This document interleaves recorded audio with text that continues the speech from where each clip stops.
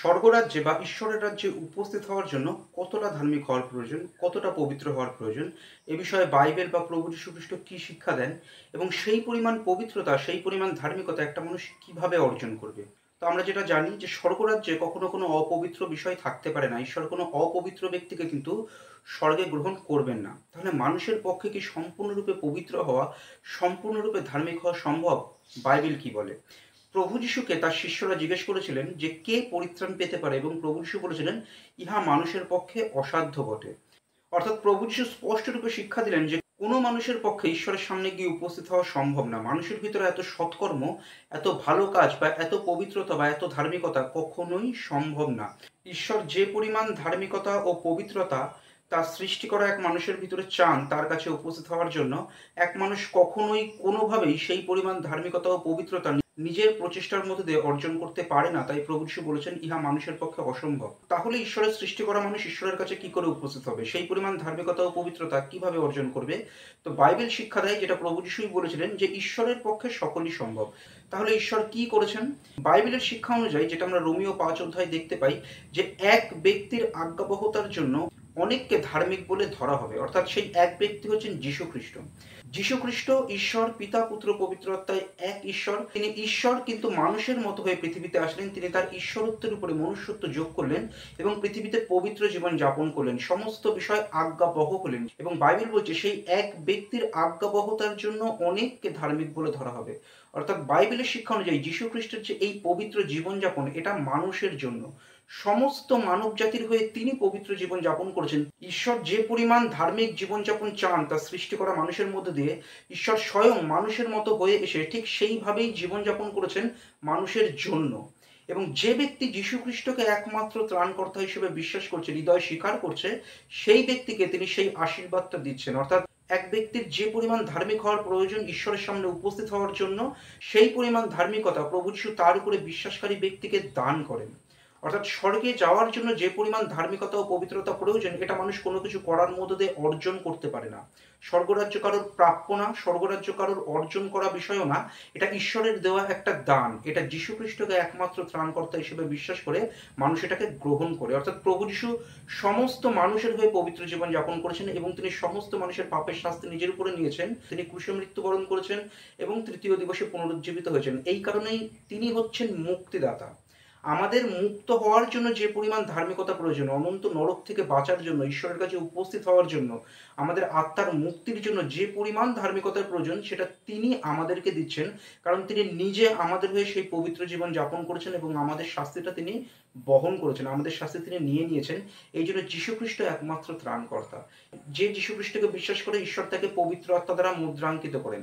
যীশু খ্রিস্টে বিশ্বাস করার কারণে এই ধার্মিকতা পাওয়া, পাপের মোচন পাওয়া, পবিত্র আত্মা দ্বারা মুদ্রাঙ্কিত হওয়া, এই তিনটি বিষয় একসাথেই হলো আত্মার মুক্তি পাওয়া বা অনন্ত জীবন প্রাপ্ত হওয়া।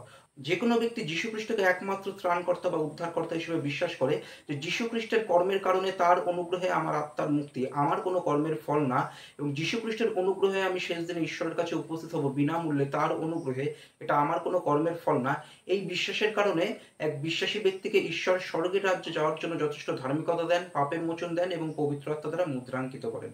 অর্থাৎ আত্মার মুক্তির জন্য পুরো কৃতিত্বটা আমাদের যীশু খ্রিস্টকে দিতে হবে। কারণ যীশু খ্রিস্ট ছাড়া সমস্ত মানুষের হয়ে পবিত্র জীবনযাপন কেউ করেনি। যীশু খ্রিস্ট ছাড়া সমস্ত মানুষের পাপের শাস্তি নিয়ে কেউ নিজেকে উৎসর্গ করেনি।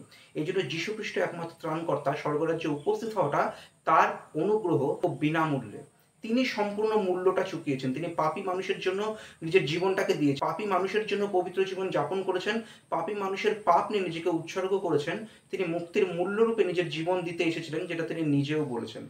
অর্থাৎ স্বর্গের রাজ্যে উপস্থিত হওয়ার জন্য যে পরিমাণ ধার্মিকতা ও পবিত্রতা এক মানুষের প্রয়োজন, বা ঈশ্বরের সৃষ্টি করা এক মানুষের প্রয়োজন, সেই পরিমাণ ধার্মিকতা বা পবিত্রতা ঈশ্বর নিজেই দান করেন যে ব্যক্তি যীশু খ্রিস্টকে একমাত্র ত্রাণকর্তা হিসেবে বিশ্বাস করে। যেটা পৌল তার পত্রে বলেছে, যে এই ধার্মিকতাটা ঈশ্বর দেয় ধার্মিকতা। অর্থাৎ এই যে ধার্মিকতা ঈশ্বর দিচ্ছেন, এটা সেই সকলের প্রতি বর্তে যারা যীশু খ্রিস্টকে বিশ্বাস করে। বা বিশ্বাস হেতু ধার্মিক গণিত হওয়াতে আমরা ঈশ্বরের সাথে সন্ধি লাভ করেছি, যেটা রোমীয় 5 অধ্যায় 1 পদে তিনি জানাচ্ছেন। অর্থাৎ বিশ্বাসের কারণে বিশ্বাসীকে ধার্মিক করেছেন ঈশ্বর, সেই ধার্মিকতাটা তাকে তিনি দিয়েছেন, এই কারণে ঈশ্বরের সাথে সেই ব্যক্তির সন্ধি লাভ হয়েছে, সেই বিশ্বাসী ব্যক্তির, এবং সে অনুগ্রহে প্রবেশ করেছে, অনুগ্রহের মধ্যে সে দাঁড়িয়ে আছে। এটা বিশ্বাস করার কারণে হয়। পরিত্রাণের সম্পূর্ণ কৃতিত্ব ঈশ্বরের, যীশু খ্রিস্টের। আমরা শুধু বিশ্বাস করার মধ্যে দিয়ে এটা দান হিসেবে পাই, যেটা পৌল অন্য পত্রেও বলেছে যে পরিত্রাণ হচ্ছে তোমরা বিশ্বাসে অনুগ্রহে পরিত্রাণ পাইয়াছ, এটা তোমাদের কর্মের ফল না, এটা তোমাদের হইতে হয় নাই, এটা একটা ঈশ্বরের দান, এটা শুধু বিশ্বাস করার মধ্যে গ্রহণ করতে হয়। এবং প্রভু যিশুতে বিশ্বাসী ব্যক্তি পবিত্র আত্মা প্রাপ্ত হয়ে যখন পবিত্র জীবন যাপনের দিকে এগিয়ে যায়, কারণ পবিত্র আত্মা এক ব্যক্তিকে চেতনা দেন, প্রেরণা দেন, যাতে সে খ্রিস্টের ব্যবস্থা পালন করে, পাপ থেকে দূরে থাকার চেষ্টা করে। সেই বাক্যগুলো পালন কেন মানুষ করবে? কারণ ঈশ্বরকে কৃতজ্ঞতা ও ধন্যবাদ দেওয়ার জন্য, যে তিনি এত বড় অনুগ্রহ এবং এত বড় অনন্ত এক অনুগ্রহ তিনি আমাদের দিয়েছেন, এবং বিনামূল্যে আমাদের আত্মার মুক্তি দেন, বিনামূল্যে সেই বিশ্বাসী ব্যক্তিকে তিনি অবশ্যই উপস্থিত করেন তার রাজ্যে। প্রভু যিশুতে বিশ্বাসী হওয়ার পর পবিত্র আত্মার শক্তিতে ঈশ্বরের বাক্য পালন করার ফল হিসাবে আমরা স্বর্গরাজ্য পাই না, সেটা তো আমরা বিশ্বাস করার সাথে সাথেই আত্মার পরিত্রাণ পেয়ে গেছি। কারণ ঈশ্বরের রাজ্যে উপস্থিত হওয়ার জন্য যা প্রয়োজন সেই পরিমাণ ধার্মিকতা, পাপের মোচন ঈশ্বর বিশ্বাস করার সাথে সাথেই সেই বিশ্বাসী ব্যক্তিকে দেন। সে বাক্য পালন করার ফল হিসেবে পৃথিবীতে বিভিন্ন রকম আশীর্বাদ পায়, স্বর্গে গিয়ে বিভিন্ন রকম পুরস্কার পাবে, বা পাপ করলে ঈশ্বর এই পৃথিবীতে বিভিন্ন রকম শাস্তি দেন, স্বর্গরাজ্যের বিভিন্ন রকম পুরস্কার সে হারাতে পারে, কিন্তু বিশ্বাসী হওয়ার কারণে সে অনন্ত জীবন প্রাপ্ত হয়েছে, যেটা প্রভু যিশু বলেছেন যে বিশ্বাস করে সে অনন্ত জীবন পেয়েছে, সেই ব্যক্তি অবশ্যই ঈশ্বরের রাজ্যে উপস্থিত হবে।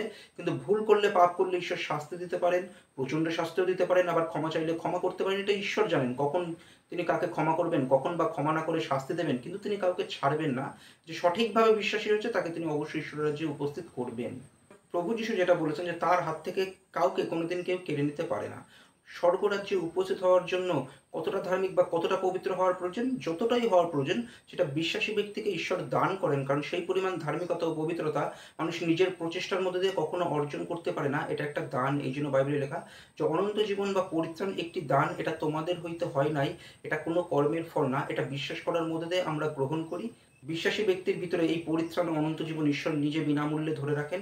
বিশ্বাসী ব্যক্তিকে তিনি অবশ্যই ঈশ্বরের রাজ্যে উপস্থিত করবেন, কারণ এটা একটা দান, এটা কোনো কর্মের ফল না, এটা অনুগ্রহে ও বিনামূল্যে তিনি দান করছেন। তিনি চান সমস্ত মানুষ যীশু খ্রিস্টকে একমাত্র ত্রাণকর্তা হিসেবে বিশ্বাস করে অনন্ত জীবন প্রাপ্ত হোক এবং শেষ দিনে ঈশ্বরের কাছে গিয়ে উপস্থিত হোক।